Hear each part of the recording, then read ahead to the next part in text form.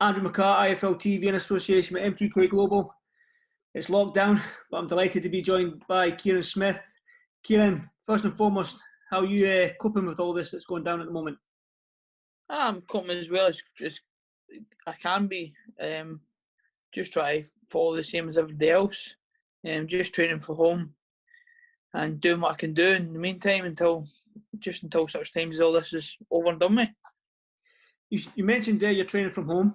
Well, let's talk about it then. On your Instagram, you've done this amazing feat. I've been cycling the last week myself. I've done 52 miles on the road. Now, you've done, what was it, 100 and some plus? Well, I'll let you explain it and what you did it for and the charity you did it for.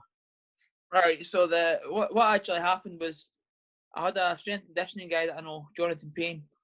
He messaged me and says, look, I've got a few of my endurance athletes and a few of my more ridiculous athletes, if so. We're got to do a thing called Nights of Sufferland.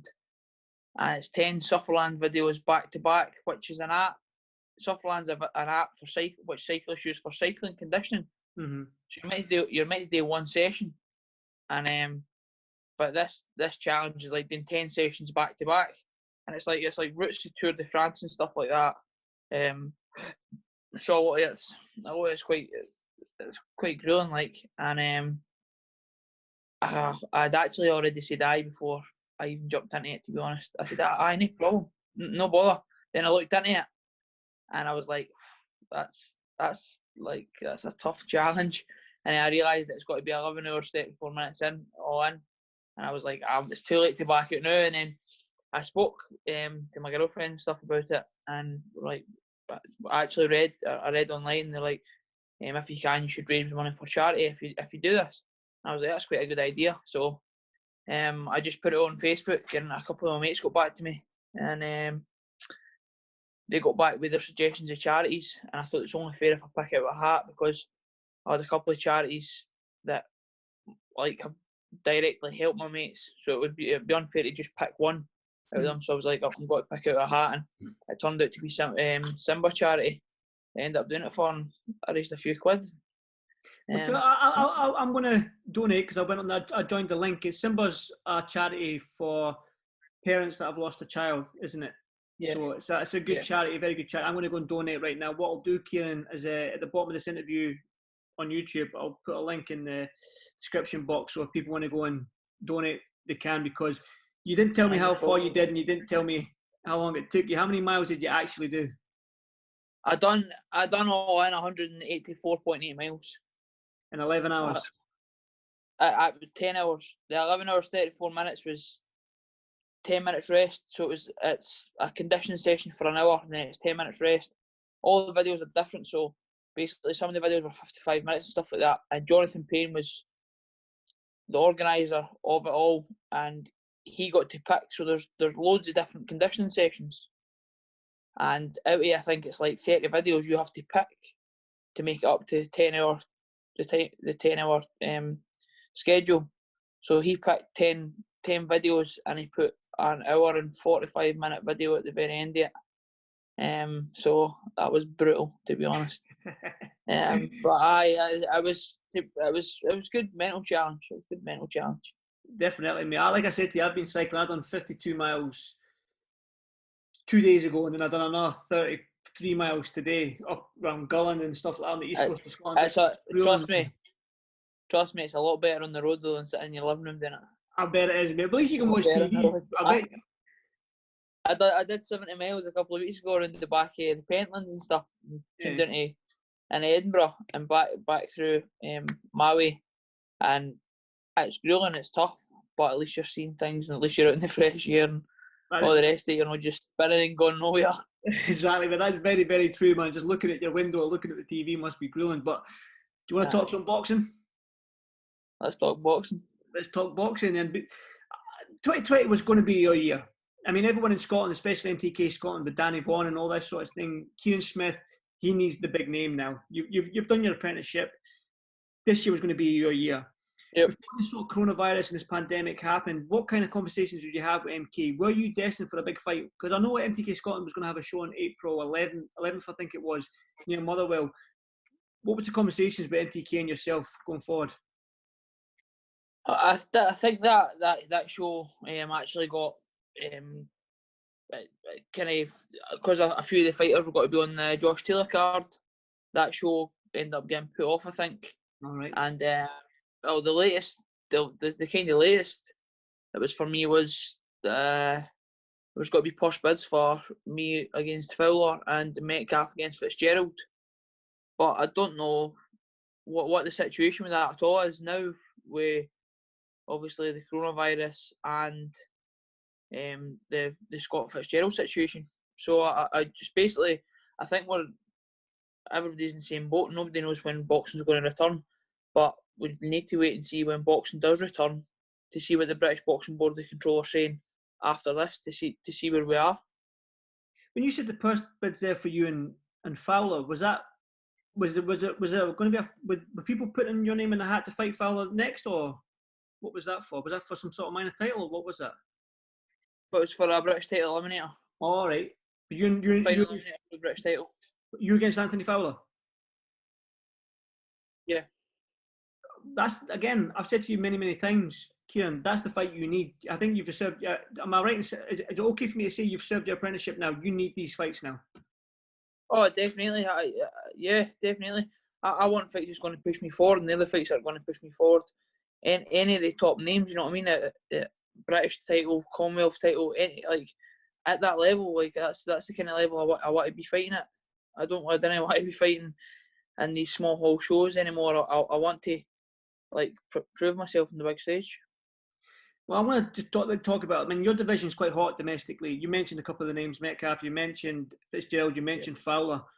I mean, which style suits you best? I think that you and Fowler were like the England-Scotland thing in the Commonwealth Games in 2014. Were you the same weight then? Was it? Were you both middleweight? Aye. You talked about fighting in the Commonwealth Games. Was there much noise about that?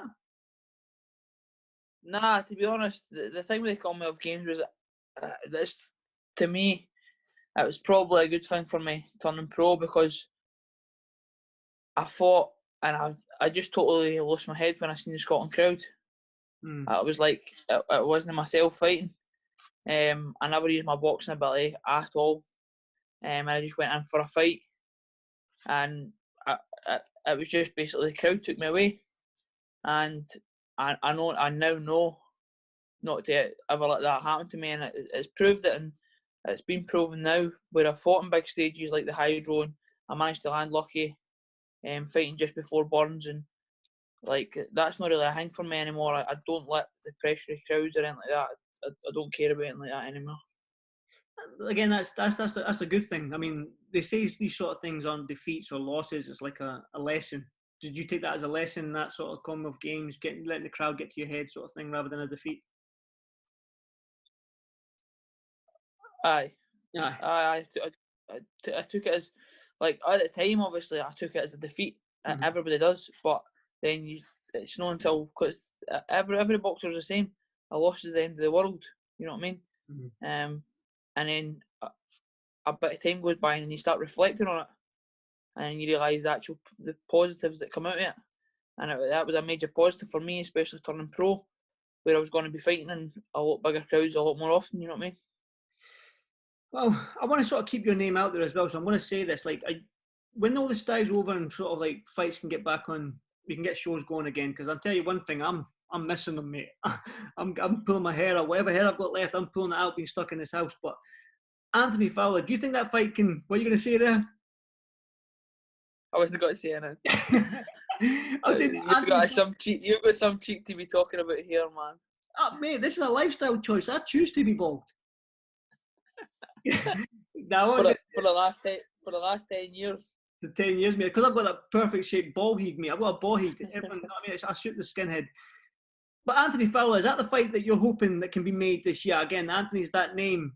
He's a massive name, and to have somebody like Anthony Fowler on your record, that's just going to propel you to where you want to be in your career. So, are you hoping for some Anthony Fowler this year, if all goes well with sort of like the shows and stuff like that? But the thing is, Andrew, it's not necessarily Anthony Fowler. I'm not chasing a name. I'm chasing a position that I want to be in. So whoever's in the position, whoever's in that driving seat, that's who I want. So if it's any of them, any of the guys like you've already mentioned, like Metcalf or Fitzgerald or Fowler, or any of the guys that are in the top position for the British Commonwealth titles and pushing on, I want to fight them. I want to fight any of them. That's not a good attitude to have, because like I speak to Danny Vaughan quite a lot. He sings your praises. He kind of wants you in the big fights now, sort of thing. Yeah. But when it comes to like titles and stuff like that, what's your sort of goal? Because I speak to Josh Taylor quite a lot. Obviously, his goal was to become a world champion. He's done it. Now he's set himself another goal, become unified. He's done it. Right now for you, Kieran, what's your goal right now in terms of titles?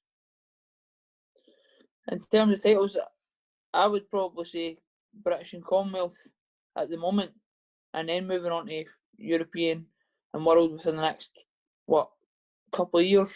By the time I'll be in my prime probably in the next 2 years. How? Because you're still quite young, ain't you?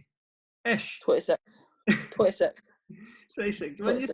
I mean, you're not even hit your prime yet, so to speak. People think they don't hit your prime till you're like 28, 29, 30 in the boxing. That's what I mean. So, but that's technically the time where you want to be hitting yourself in the world titles and stuff like that. Like you're 29, 30. So if I can push on now for British Commonwealth titles, and then within, I don't know, it all depends on this COVID-19. You know what I mean?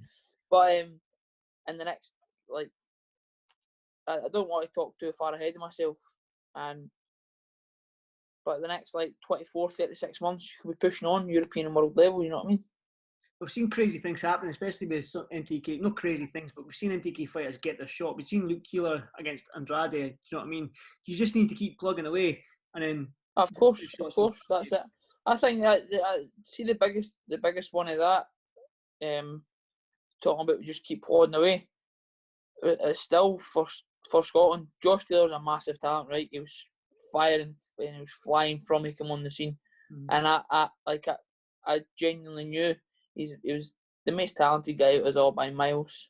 And if anybody's got to be world champion, it was going to be Josh. But if you look from the other perspective, a guy, and I'm not saying he's average or anything like that or whatever, but he had his losses and he kept pod Ricky Burns. Mm-hmm. He stuck with it and he got his shots and he managed to take his chances when he got his shot, and it all worked out for him. You know what I mean? Well, Ricky Burns is a fitness fanatic. I mean, like, I know you, Kieran, man. You're never out of that gym. You're super, super fit. If anything, boxing ability wise, your fitness is up there with the best of them in the game, and I can probably vouch for that because I've seen you train. I've seen you at Marbella. I've seen everything that you do and stuff like that. So, in terms of training, you said that you're training in the house, but what kind of stuff are you doing when there's no punch? Have you got a punching bag? Like, what have you got? I've got a punching bag. I've got a punch bag. I've got some kettlebells. I've got a roller. I've got an airdyne. So you're doing all right. The bikes. I got to lend some equipment like kettlebells and a roller. And I've just been smashing it, man, at the house. I've nothing else to do, so if anything, it's probably a bit dangerous for me. Some days I've been training 3 times a day instead of 2. But to be fair, I've started being going out, like, I've just been doing stupid things that I would never normally do, and it's probably a good time for most people to do that. Like, I've been going out running with my mum. Like, I would never run with my mum because she runs too slow for me at any other time. You know what I mean? But it's getting out there and, like, it's just a bit of fun and stuff like that. But I've been training hard. Well, that's good to see. That's good to see. Because when I was sort of asked you to do this interview, I was like, I wonder what Kieran's doing for training, because that boy loved the gym.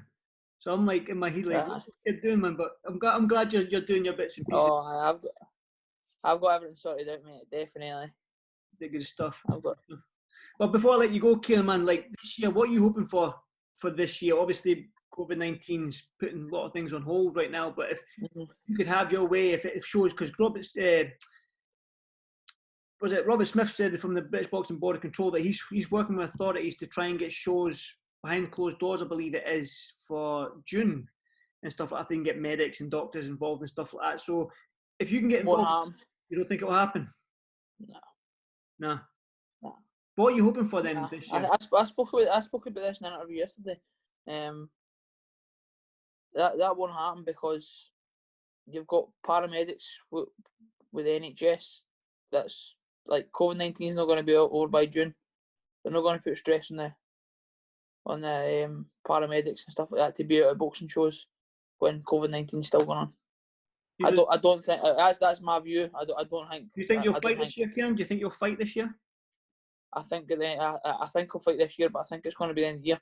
I think a lot of people think that COVID-19, like the ban's going to get lifted, and then like they think it's just going to get lifted in May, and then we're just going to return to normal life. I think life's going to be a lot different for a lot of people for a long time. Mm-hmm. I don't think this isn't like a short term thing, but I think by the end of the year we'll maybe get fights. Definitely. Well, I'm hoping so. Training far too hard, no say. I know, mate. You'll be in like a 7-month training camp. Nah, mate, it's keeping the head sane, innit? It's keeping the head right. What you like? It's just part of my life now, to be honest. Good. That's it. Well, again, all got to say thanks for doing this interview, mate. And again, what time is it? 9 o'clock at night. But well done on that charity thing, the charity cycle. I watched, seen your Instagram post and stuff like that. So you better get donating, Andrew. You've got more money than me. You better get donating. I will donate right now. I'll go on the link. The link's on your. I've got saddle sores and everything. I bet you have, mate. So have I. And that's not the right home of it. Bad, mate. Bad. Like, bad. I will go and donate, but tell people where they can donate if on your Instagram, and I'll leave a link. You can go on my. You can go on my Instagram, into the bio, or go on my Facebook. If you want to actually see something, go on my Facebook page. If you didn't want to just donate for the sake of donating, because it's a good cause. If you want to see me go through a bit of pain first, there's a few live feeds on there, so you can watch me doing a bit of suffering before you donate. And there's a links on my Facebook. Well, I couldn't have said it any better, mate. Kieran, as always, good to chat to you, mate. Hopefully the next conversation we have... Pleasure, mate. That show. Absolute pleasure. Thanks, Andrew. Cheers, mate. Thank you very much, Kieran. I appreciate that, man. Thank you.